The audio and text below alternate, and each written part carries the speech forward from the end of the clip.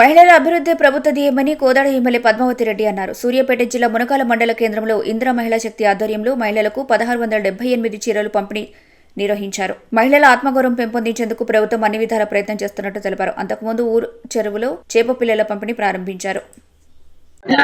ఈరోజు ప్రభుత్వం తరఫున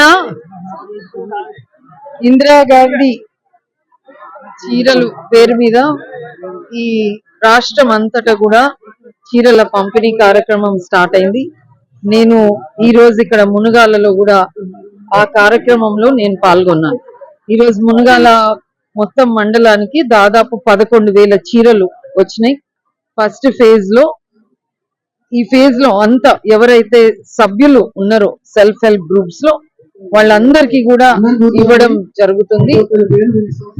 కేవలం 2,800 దాదాపు 60 ఏళ్ళు దాటి ఉన్న మహిళలు కానీ 18 ఏళ్ల లోపు ఉన్న మహిళలు కానీ వాళ్ళు ఇంకా ఉన్నారు. వాళ్ళని కూడా ఇప్పుడు ప్రభుత్వము ఎల్డర్లీ గ్రూప్ అని ఒకటి స్టార్ట్ చేసి వాళ్ళని మళ్ళీ ఇప్పుడే గ్రూపులలో చేర్చుకొని వాళ్ళకు కూడా ఈ చీరలు కానీ ఈ ప్రభుత్వం తీసుకొచ్చిన మహిళల కోసం స్కీములు కానీ వాళ్ళందరికీ కూడా వర్తింపజేసేటట్టు మేము తయారు చేస్తున్నాం.